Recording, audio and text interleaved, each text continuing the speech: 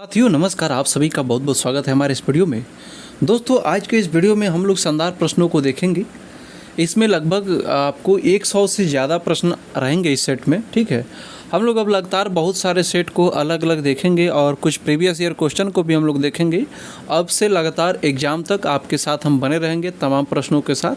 और वैसे भी पहले से भी जो जितने भी सारे वीडियो आ रहे हैं वो तमाम आपके सिलेबस को ध्यान में रखते हुए बहुत सारे प्रश्नों को कराया गया है। साथियों अगर आप हमारे चैनल पर नए हैं तो चैनल को सब्सक्राइब जरूर कर लीजिएगा और लाइक किया करिए और कमेंट पे अपना विचार जरूर कर रखिए। ठीक है, चलिए हम लोग क्वेश्चन देखते हैं। 1/8वीं मात्रा काल की गति पर एक स्वर का कंपन डैश डैश प्रकार की गमक है। तो देखिए जब 1/8 जब होता है तो ये तीव्र गमक होता है। साथियों इसमें प्रश्न ज़्यादा है, कम समय में ज़्यादा क्वेश्चन को टारगेट करना है तो थोड़ा सा मैं फास्ट चलूँगा। ठीक है, तो आप लोग थोड़ा सा एडजस्ट करिएगा क्योंकि हम लोग को जितना पढ़ना था आप लोग पढ़ ही रहे हैं डिस्क्रिप्टिव रूप से। कोई ना कोई आप बुक वगैरह पढ़ ही रहे होंगे। ठीक है, लेकिन अभी हम लोग को बस एग्ज़ाम तक लगातार कम समय में ज़्यादा प्रश्न अभ्यास करने का टारगेट है। तो मैं यही कोशिश में हूँ, थोड़ा सा हम लोग फास्ट चलेंगे। ठीक है, मा पा धा नी सा रे गा मा पा धा नी सा रे गा मा पा। ठीक है, आप देख रहे हैं कि एकदम क्रम से चल रहा है स्वर, जितने भी इसमें पेयर हैं क्रम से चल रहा है। तो ये सपाट तान का प्रकार है। यहाँ पे थोड़ा सा क्वेश्चन में मिस टाइपिंग वगैरह भी देखने को मिलेंगे तो आप लोग एडजस्ट करिएगा, हम लोग समझते हुए चलेंगे। कोमल रे को डैश डैश स्वर कहा जाता है। कोमल रे को क्या कहा जाता है? विकृत स्वर कहा जाता है। ठीक है, राग मियाँ मल्हार किस थाट से है? यानी कि काफ़ी थाट से आता है। निशा मा मगा पमगा मगा रेसा, ये जो स्वर समूह है ये किस राग का स्वर समूह है? ठीक है, इसमें आपका ये भीमपलासी जैसा स्वरूप बनता लेकिन इसमें कोमल ग रहता, तो ये बिहाग इसका सही उत्तर है। गायन की ठुमरी शैली के लिए लखनऊ और बनारस प्रसिद्ध है। उक्त कथन क्या है? यानी कि क्वेश्चन कह रहा है कि गायन की ठुमरी शैली के लिए लखनऊ और बनारस, बिल्कुल सही बात है, ये उसके लिए प्रसिद्ध है। चाटी और स्याही के बीच का स्थान लव कहलाता है तबले में। ठीक है, अगला क्वेश्चन हम लोग देखेंगे। अभिनव राग मंजरी डैश डैश के द्वारा लिखा गया। अभिनव राग मंजरी बी.एन. भातखंडे के द्वारा लिखा गया। मैरी संगीत महाविद्यालय बी.एन. भातखंडे के द्वारा स्थापित किया गया है। अब इसका नाम भातखंडे संगीत महाविद्यालय हो गया है, ये लखनऊ में स्थापित है। ठीक है, सारंगदेव के अनुसार इन चारों में से कौन सा ऐसा है जिसमें किसी राग को श्रेणीबद्ध नहीं किया गया? देखिए ग्राम राग, भाषा राग, रागांग ये सभी संगीत रत्नाकर में मिलते हैं लेकिन कृपांग राग नाम का कोई भी ऐसा कुछ नहीं मिलता है। अमीर खुसरो अलाउद्दीन खिलजी के काल के थे। ठीक है, गोधूली, यहाँ पे गोधूली नहीं होगा, ये गोधूली होगा, ये थोड़ा सा मिस्टाइपिंग है। तो गोधूली और प्रातःकाल गाए जाने वाला राग क्या कहलाते हैं? देखिए गोधूली का मतलब होता है शाम का समय, सायंकाल। ठीक है, और प्रातःकाल का मतलब सुबह। तो उस समय जो गाए जाते हैं 4 से 7 के बीच में, इसका मतलब है, इस क्वेश्चन का यही मतलब है, संधि प्रकाश राग कहते हैं। चतुर्दंड प्रकाशिका डैश डैश की संगीत पर रचना है, वेंकटमुखी की रचना है। ठीक है, अगला क्वेश्चन हम लोग देख लेंगे। ताल चौताल या 4 ताल में डैश डैश मात्राएं डैश डैश खंड और डैश डैश मात्राओं पर खाली होती है। देखिए सबसे पहले 4 ताल 12 मात्रा का है, 6 विभाग है। ठीक है, तीसरी और 7वीं पे खाली ऑप्शन ये हम लोग का सही हो जाएगा। ताल दादरा लयकारी में लिखा गया है। ताल दादरा डैश डैश लयकारी में लिखा गया है। तो इसमें आप देख रहे हैं 3 मात्रा का ये बोध हो रहा है। ठीक है, मैं आपको बताया हूँ 3/2 आड़ लयकारी होता है। ठीक है, अगला क्वेश्चन हम लोग देख लेते हैं। पलुस्कर चिन्हांकन प्रणाली में मंद्र सप्तक धा डैश डैश के रूप में दर्शाया जाएगा। सिंपल दर्शाया जाएगा, उसमें मंद्र सप्तक में बस ऐसे नॉर्मल रहता है पलुस्कर में। चारों में से कौन सा राग रागनी वर्गीकरण में एक मत नहीं है? दोस्तों ये जो क्वेश्चन है आपको मैं दिखा दूँ। शिव मत मुझे मिलते हैं, हनुमत मत मिलते हैं। ठीक है, और आपके सोमेश्वर मत भी मिलते हैं जिसको शिव मत बोला जाता है। हनुमत मत, भारत मत मिलते हैं। हाँ, विष्णु मत, चूँकि कहीं कहीं ये स्रोत मिलता है, भारत मत कोई ब्रह्म मत कुछ लोग कह देते हैं। ठीक है, लेकिन विष्णु मत कहीं नहीं मिलता है। ऑप्शन इस क्वेश्चन का जो क्वेश्चन के हिसाब से 4 नंबर ऑप्शन हम लोग का इसका सही जवाब है। लेकिन ब्रह्म मत भरत मत को कहते हैं कि नहीं दोस्तों, ये मुझे बताइएगा। हालांकि मैंने कहीं पढ़ा था कि ब्रह्म मत भरत मत को ही बोला जाता है। अगला क्वेश्चन देखेंगे। एक स्वर विशेष को गाते समय यदि हम एक स्वर ऊपर या नीचे को जानबूझकर छूते हैं तो इसे क्या कहते हैं? वह मीड का स्वरूप हो जाता है। ठीक है, अगला क्वेश्चन है। दोपहर 12 बजे से अर्धरात्रि 12 बजे तक गाए जाने वाले राग पूर्वांगवादी राग होते हैं। ठीक है दोस्तों, यह कहा जाता है कि गायन की ध्रुपद शैली 15वीं शती में यानी कि शताब्दी में डैश डैश के द्वारा खोजी गई, मान सिंह तोमर के द्वारा खोजी गई। यदि एक तराने मृदंगम के बोल है तो इसे चतुरंग कहते हैं। ठीक है, अगला क्वेश्चन हम लोग देख लेते हैं फटाफट। 22 नंबर क्वेश्चन है, मियाँ मल्हार डैश रागों का संयोजन है। ठीक है, मियाँ मल्हार किस रागों का संयोजन है? तो कन्नड़ और मल्हार का इसका आंसर हो जाएगा हम लोग का दोस्तों। ठीक है, हम लोग का ये ऑप्शन कन्नड़ और मल्हार। अब अगला क्वेश्चन है 23 नंबर क्वेश्चन है, राग यमन का गायन समय क्या है? राग यमन रात्रि का प्रथम प्रहर इसका आंसर हो जाएगा सही जवाब। ठीक है, अगला क्वेश्चन हम लोग देख लेते हैं, निम्नलिखित चारों में से कौन सा संप्राकृतिक राग नहीं है? तो देखिए दोस्तों, इसका जो आंसर हो जाएगा देशकार हो जाएगा। आप देख रहे होंगे सब में कल्याण लगा हुआ है। ठीक है, कहीं ना कहीं कल्याण थाट से मतलब है, थोड़ा सा ये अलग देशकार, ये भूपाली का संप्राकृतिक राग है। ठीक है, तो ये शुद्ध कल्याण, जेत कल्याण, सेम कल्याण थोड़ा सा भिन्न क्या दिख रहा है देश का? नाद को धीमे या तेज सुने जाने के लिए बदले जाने की संकल्पना क्या कहलाती है? जब नाद को ऊंचे और नीचे जब उसको सुना जाता है तो यह पिच को डिफाइन करता है। यदि एक समय यानी कि माप, एक समय माप बार में 4 लय लिखी हुई है तो इसे स्टॉप सरगम प्रणाली के अनुसार क्या कहते हैं? तो इसका आंसर हो जाएगा क्वाड्रुपल टाइम। ठीक है, स्टॉप सरगम के अनुसार यदि हम सा से पहले डबल फ्लैट यानी कि नीचे करते लगाते हैं तो बजाए जाने वाला स्वर क्या होगा? ये कोमल होगा। डबल फ्लैट स्टॉप सरगम के अनुसार यदि हम सा से पहले, देखिए एक पहले आएंगे फ्लैट, ठीक है, तो आपका शुद्ध नहीं आएगा, फिर एक फ्लैट आएंगे डबल फ्लैट तो कोमल नहीं हो जाएगा। अगर स्वर को अपनी मूल स्थिति से या तो उच्च या निम्न स्थानांतरित किया गया है तो यह क्या हो जाता है? यदि इस स्वर को अपने मूल स्थिति से इधर उधर जब किया जाए, ठीक है, ये सारंग देव भी बोले हैं, तो विकृत का रूप ले लेता है। कोई भी स्वर को अपने शुद्ध अवस्था से इधर उधर करेंगे तो। पंडित श्रीनिवास के अनुसार बीड़ा के तार पर सा डैश डैश इंच पर स्थापित है, यानी कि जो सा है, ठीक है, ये पंडित श्रीनिवास के बीड़ा के ये सॉरी प लिखा हुआ है पा, ठीक है, 24 इसका आंसर हो जाएगा। ठीक है, अगला देखिए, चूँकि सा जो है 36 इंच पे स्थापित होता है, उस हिसाब से आप निकालेंगे तो आपका जो प होगा 24 इंच पे आएगा। यदि एक प्रस्तोता राग भीमपलासी और धानी की प्रस्तुति दे रहा है तो और फिर वह एक भिन्न थाट से राग मुल्तानी पर चला जाता है तो राग मुल्तानी डैश डैश कहलाती है। एक थाट से दूसरे थाट में जब प्रवेश करेगा, ठीक है, यदि एक प्रस्तोता राग भीमपलासी और धानी की प्रस्तुति दे रहा है और फिर वह एक भिन्न थाट से राग मुल्तानी पर चला जाता है तो राग क्या कहलाता है? यानी कि देखिए दूसरे राग से दूसरे राग में चला जा रहा है। ठीक है, राग चेंज कर रहा है तो ये तिरोभाव का रूप लेगा। जब थाट चेंज होता है ना, ठीक है, तो परमेल प्रवेशक राग होता है। एक मिनट इस क्वेश्चन को थोड़ा सा एक बार और समझ लेते हैं। यदि एक प्रस्तुता राग भीमपलासी और धानी की प्रस्तुति दे रहा है तो और फिर वह एक भिन्न थाट से राग मुल्तानी पर चला जाता है तो राग मुल्तानी क्या कहलाती है? इसका आंसर परमेल प्रवेशक तो नहीं होना चाहिए दोस्तों। यदि एक प्रस्तुता राग भीमपलासी और धानी की प्रस्तुति दे रहा है, ठीक है, और फिर वह एक भिन्न थाट से राग मुल्तानी पर चला जाता है, तिरोभाव होगा क्योंकि दूसरे राग में प्रवेश कर रहा है। ठीक है, कर्नाटक संगीत में रागम तानम पल्लवी हिंदुस्तानी संगीत में डैश डैश कहलाता है। कर्नाटक संगीत में रागम, ठीक है, तानम पल्लवी हिंदुस्तानी संगीत में क्या कहलाता है? ये ध्रुपद का स्वरूप हो जाता है। प्राचीन लेखों के अनुसार 22 श्रुतियों में रे का स्थान कौन सा है? देखिए, प्राचीन लेखों के अनुसार 22 श्रुतियों में रे का स्थान कौन है? पहली श्रुति पे स्थापित है। ठीक है, प्राचीन, एक मिनट देखिए, आधुनिक लेखों के अनुसार आपका रे का जो होता है वो पहली श्रुति पे होता है, लेकिन प्राचीन तो अंतिम श्रुति पे है तो 7 इसका आंसर हो जाएगा। ठीक है, 4 7 करके जो होता है रे हम लोग का 7 पे आएगा। आधुनिक लेखकों के अनुसार प्राचीन शुद्ध सप्तक स्वर आधुनिक किस थाट के समान है? तो हम लोग का 33 का आंसर होगा। ठीक है, काफ़ी के समान है। आधुनिक लेखकों के अनुसार प्राचीन शुद्ध सप्तक स्वर आधुनिक काफ़ी के समान है। उस समय जो काफ़ी था, इस समय का काफ़ी उस समय शुद्ध था। अगला क्वेश्चन हम लोग देख लेते हैं। जाति गायन में एक मूर्छना का आरंभिक स्वर क्या कहलाता है? ग्रह स्वर कहलाता है। षड्ज ग्राम्य श्रुतियों का क्रम 4 3 2 4 4 3 2। ठीक है, ये वाला हम लोग का ऑप्शन सही हो जाएगा 35 का। ठीक है, 36 का षड्ज ग्राम्य शुद्ध स्वरों हेतु मूर्छना की कुल संख्या 7 हो जाएगा। ठीक है, अगला क्वेश्चन हम लोग देख लेते हैं।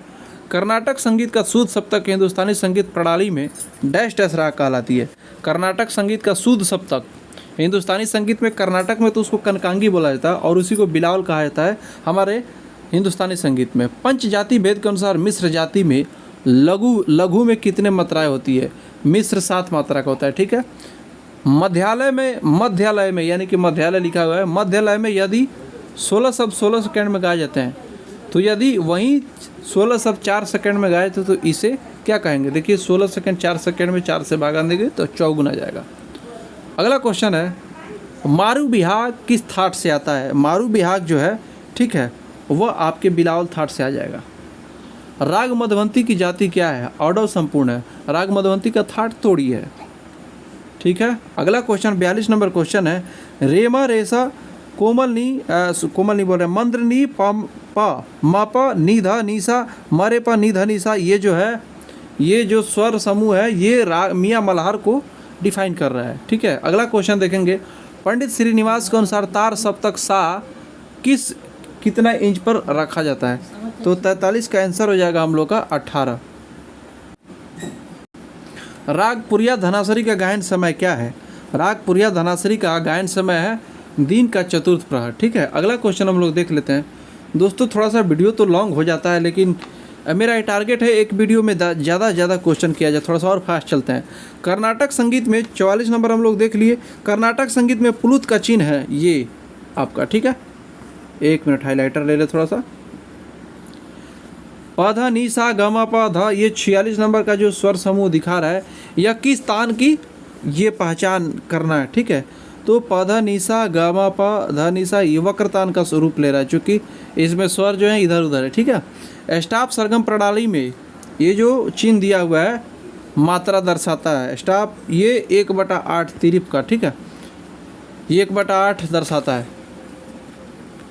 म ग म ध नि ध म ग सा, ये जो स्वरूप है ये तो मालकौंस जैसा दिख रहा है, मालकौंस से आंसर होगा, ठीक है। राग जौनपुरी के वादी और संवादी क्या क्या है? तो 49 नंबर का आंसर हो जाएगा। धा और ग लिखा हुआ है लेकिन ध और ग होगा, ठीक है। फटाफट हम लोग अगला क्वेश्चन देख लेते हैं। एक ताल में ताली और खाली की कुल संख्या क्रमशः कितनी होती है? तो 4 ताली और 2 खाली इसका आंसर हो जाएगा, ठीक है। हम लोग का 50 क्वेश्चन का ये हुआ।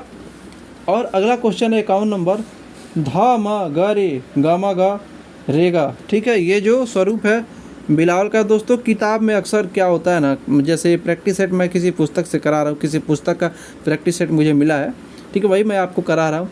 तो ये देखिए अक्सर क्या होता है मिसटाइपिंग वगैरह होता है, तो थोड़ा सा उसको आप लोग एडजस्ट करेंगे, ठीक है।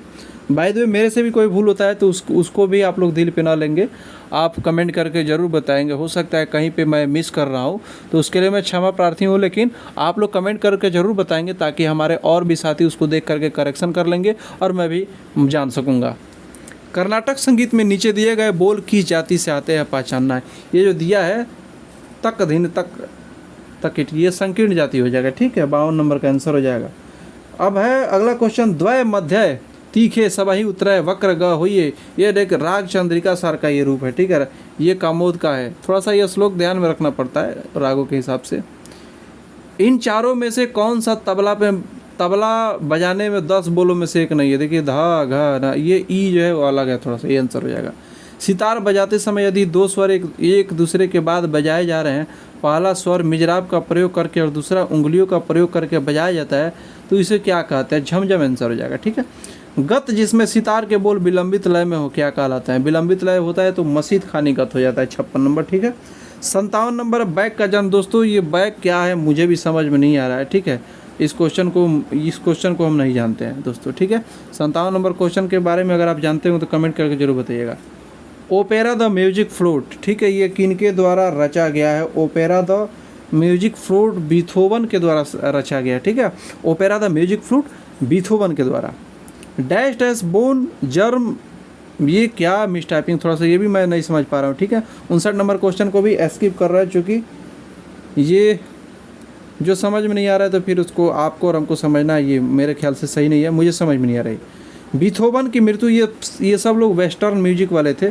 बीथोवन की जो मृत्यु हुई थी 26 मार्च 1827 को मैंने पढ़ा था, ठीक है। सितार के तार मिजराब का प्रयोग करके तोड़े जाते, सितार के तार मिजराब का प्रयोग करके तोड़े जाते हैं, यह प्रक्रिया क्या कहलाती है? यह जो प्रक्रिया है यह जर्ब कहलाती है दोस्तों। सितार के तार मिजराब का प्रयोग करके जब तोड़े जाते हैं, यह प्रक्रिया जर्ब कहलाती है। इनमें से कौन सा ताल 10 प्राण में उल्लिखित ग्रहों में से एक नहीं है? देखिए जो 62 नंबर क्वेश्चन है, बहुत शानदार क्वेश्चन है। सम, अतीत, विषम ये सब आते हैं, लेकिन तीत ये 10 प्राणों में उल्लिखित नहीं है।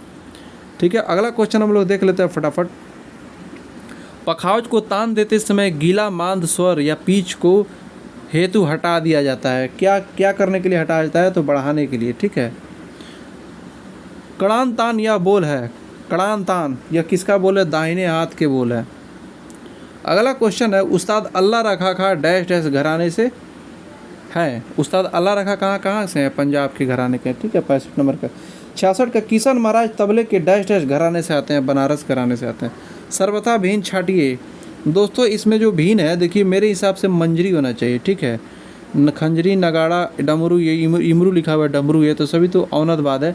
मेरे हिसाब से मंजरी होना चाहिए, मंजीरा। ठीक है, 67 नंबर का आंसर। अगर भाई तो मेरे से भूल हो रही होगी तो कमेंट करके ज़रूर बताइएगा। सर्वथा भीन छाटिए। देखिए इसमें जो भीन होगा, घन, अवनद, बीतत, ये किसी न किसी सहारा से बजाया जाता है। ठीक है, जैसे इस पे हाथ का प्रहार करते हैं, इस पे भी करते हैं, इस पे भी हाथ से बजाते हैं, ये फूंक से बजाते हैं, हवा से बजाते हैं। ठीक है, रे गा रे सा नी धा परे, ये किस राग का स्वरूप है? 79 का जो क्वेश्चन हम लोग का आंसर हो जाएगा, जायजवंती हो जाएगा। ध्वनि उत्पन्न करके एक ताल में लयों को गिनने की प्रक्रिया क्या कहलाती है? ध्वनि उत्पन्न करके एक ताल में लयों को गिनने की प्रक्रिया, ये सशब्द क्रिया हो जाएगा। ठीक है, सशब्द क्रिया, सॉरी यहाँ पे है। अगला क्वेश्चन है, निम्नलिखित चारों में से कौन सा तालों का अंग नहीं है? निम्नलिखित चारों में से कौन सा तालों का अंग नहीं है? तो इसका जवाब हो जाएगा, निम्नलिखित चारों में से कौन सा द्रुत, अड़िद्रुत, अति द्रुत नहीं होता है दोस्तों। ठीक है, यदि एक राग में 6 स्वर और 7 स्वर है तो साडव संपूर्ण हो जाएगा। नीचे दिए गए चारों में से कौन सा अचल स्वर है? ठीक है, प हो जाएगा, सापा होता है। निम्नलिखित चारों में से कौन सा एक ध्रुपद का भाग नहीं है? अस्थाई अंतर भोग नहीं है। ठीक है, वह गति जिस पर गाना गाया जाता है, ये लय पे गाया जाता है। ठीक है, 76 नंबर है, यह कहा जाता है कि डैश डैश ने गायन की टप्पा शैली की खोज की। ठीक है, सौरी मियाँ इसका आंसर हो जाएगा 76 का। ठीक है, गुलाम नबी सौरी मियाँ इन्हीं को बोला जाता है। तो ये दो नाम अलग है, मतलब एक ही में दिया है, कौन सा लगाया जाए? चलिए सौरी मियाँ ही लगाते हैं। अगला क्वेश्चन हम लोग देख लेते हैं फटाफट। तंबूरे का लंबा लकड़ी वाला भाग जो तुम्बे से जुड़ा होता है क्या कहलाता है? तंबूरे का लंबा लकड़ी डांड कहलाता है। ठीक है, हिंदुस्तानी संगीत का शुद्ध म कर्नाटक संगीत में प्रतिम होता है। कर्नाटक संगीत का षट श्रुति ध होगा, हिंदुस्तानी संगीत में क्या कहलाता है? 79 का जो हम लोग का आंसर हो जाएगा कोमल नी हो जाएगा। किन्नरी बीड़ा का आविष्कार किनके द्वारा है? तो मतंग के द्वारा आविष्कार किया गया। 81 नंबर हो जाएगा। राग तरंगड़ी किनके द्वारा है? तो राग तरंगड़ी लोचन कवि। 3 ताल के चौगुन में 16 चौके 64 मात्रा। ठीक है, एक ताल में 83 नंबर क्वेश्चन है, एक ताल में खाली को पलुस्कर चिन्हांकन प्रणाली में क्या दर्शाया जाता है? ये होता है किसी ताल में खाली। राग के मूल रूप से हटकर एक समीप राग संप्राकृतिक राग की झलकियाँ दिखाना क्या कहलाती है? 84 नंबर का जो होगा आविर्भाव होगा। ठीक है, मूल रूप से हटकर एक समीप राग की, उसके संप्राकृतिक राग की, मतलब कि उसमें स्वरूप दिखाना। मूल रागों के मूल रूप से हटकर एक समीप राग यानी कि संप्राकृतिक राग की झलकियाँ दिखाना। ठीक है दोस्तों, मूल राग से अलग हटकर समीप राग। दोस्तों ये तीनों भाव होना चाहिए। ठीक है, इसका आंसर आविर्भाव तो होता है जब फिर मूल राग में आते हैं जब वापस। ठीक है, राग तोड़ी के वादी स्वर और संवादी स्वर क्रमशः क्या है? राग तोड़ी के वादी और संवादी स्वर ध और ग आंसर होगा। ठीक है, 86 नंबर, प्राचीन ताल में तराना को क्या कहते थे? प्राचीन काल में तराना को 86 नंबर का आंसर हो जाएगा। इसमें से तान, सुख, स्तोभगान, उक्त में से कोई नहीं आंसर हो जाएगा। तीखे रिधा कोमल गमनी आरोहता रिधा संबत संवादी वते, ये चंद्रिका सार का ये दिया हुआ है। ठीक है, बागेश्वरी का इसका आंसर हो जाएगा। अगला क्वेश्चन देखते हैं दोस्तों। नाना पानसे की मृत्यु डैश डैश नगर में हुई, तो नाना पानसे की मृत्यु इंदौर में हुई। ठीक है दोस्तों, थोड़ा सा क्वेश्चन बहुत ज़्यादा हो जा रहा है। ठीक है, वीडियो भी लंबा हो जा रहा है। मैं छोटा छोटा ही सोच रहा हूँ वीडियो दूँ, क्योंकि बहुत ज़्यादा ये लेंदी हो जा रहा है। ठीक है, और उसको अच्छा से हम लोग समझ पाएंगे, छोटा छोटा वीडियो रहेगा तो। अगला क्वेश्चन है, एक सप्तक में विकृत स्वर की कुल संख्या कितनी? एक सप्तक में विकृत स्वर की कुल संख्या 5 है, ठीक है। धा धा दिन ता किट तक तिट कत गदिगन, ये तो सूल ताल का स्वरूप मुझे समझ में आ रहा है। अगला क्वेश्चन है, हम लोग इधर से देखेंगे। पश्चिम संगीत में यह सामान्यतः उपयोग होने वाली स्वर लिपि है। संगीत सारणी स्वर लिपि इसका आंसर हो जाएगा। पंडित विष्णु नारायण भातखंडे ने वल्लभ दास से निम्न में से क्या सीखा? सितार सीखा था। स्वर मेल काला नदी के लेखक रामा माते उस्ताद जाकिर हुसैन पंजाब घराने से हैं। राग मलकंस के मध्य गंधार से यदि मूर्छना की जाती है, ठीक है, तो किस राग का स्वरूप होगा? तो दुर्गा आंसर हो जाएगा इसका। डैश डैश ने ख्याल गायकी का आविष्कार किया, ठीक है। किसने? डैश डैश ने ख्याल का आविष्कार किया। तो इसमें जो है हुसैन मोहम्मद सर की बड़े ख्याल का आविष्कार, उस हिसाब से। 10 थाट मेल की आधुनिक हिंदुस्तानी थाट प्रति को किसने? 10 थाट विष्णु नारायण भातखंडे ने, ठीक है। 98 नाद की वह विशेषता जो एक वाद्य की तान श्रेणी दूसरे से अलग करती है। नाद की वह विशेषता, इसका ध्वनि रूप आंसर हो जाएगा, ठीक है। हारमोनियम एक सुशील वाद्य है। उस्ताद अलाउद्दीन खान ने डैश डैश घराना की स्थापित किया? मयर घराना का। दोस्तों फटाफट देख लेते हैं, चूँकि वीडियो का लेंथ लंबा हो जा रहा है, क्वेश्चन ज़्यादा है हम लोग का, ठीक है। बस रिवाइज करना है कैसे भी, आप लोग तो ऑलरेडी डिस्क्रिप्टिव रूप से पढ़ ही रहे हैं, बस मैं एक प्रयास कर रहा हूँ कि आपका भी रिवाइज हो जाए, ठीक है। श्रेष्ठ कर्नाटकी वायलिन संगीत जिन्होंने 7 तारों के वायलिन की रचना की और उसका विकास किया? लालगुडी जयरामन आंसर हो जाएगा। पंडित वेंकट मुखीपति के अनुसार कर्नाटक संगीत में मेलकर्थ राग, यानी कि मेल जो राग है, ठीक है, ये टोटल 72 हो जाएंगे मेल। डैश डैश को समूह से प्रसादित कर सकते हैं? तान इसका आंसर हो जाएगा। तान को समूह को प्रसादित कर सकते हैं। प्राचीन वादी स्वर को क्या कहते थे? अंश के नाम से जानते थे, सभी लोग जानते हैं। अगला क्वेश्चन है, मेहदी हसन प्रसिद्ध क्या है? गज़ल गाते थे मेहदी हसन साहब। उस्ताद फयाज खान का उपनाम क्या था? उस्ताद फयाज खान का जो उपनाम था प्रेम पिया था, ठीक है। इसमें से ऑप्शन के हिसाब से हम लोग का जो दिया हुआ है, इसमें प्रेम पिया आंसर हो जाएगा। ग्वालियर घराने के संस्थापक नथन पीर बख्श, ठीक है। कथकली कथकली या केरल का नृत्य, ठीक है। प्राचीन श्रुति प्रति में स्वरों को उनके निजी श्रुति के स्थान पर रखा जाता है? कहाँ? आखिरी, ठीक है। नाद की वह विशेषता जो एक वाद्य की तान श्रेणी दूसरे से अलग करती है? वह नाद की वह विशेषता जो ध्वनि रूप है, ठीक है। ये वही क्वेश्चन है, पिछला क्वेश्चन। पंडित पलुस्कर ने इस साल गंधर्व महाविद्यालय की स्थापना 1901 में। गणितीय प्रकार से हिंदुस्तानी संगीत में शुद्ध मध्यम के थाट मेल कितने हैं? देखिए हिंदुस्तानी संगीत में 32 थाट माने गए। शुद्ध 16, आपका शुद्ध का 16, तीव्र म का उसमें से 10 थाट प्रचलित थे, लेकिन 16 माने गए आपके एक म से, शुद्ध म से, ठीक है। हम लोग का आंसर 16 हो जाएगा इसका।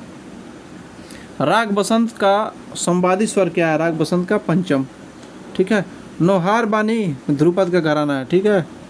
अगला क्वेश्चन है हम लोग का, पंचम सवारी ताल की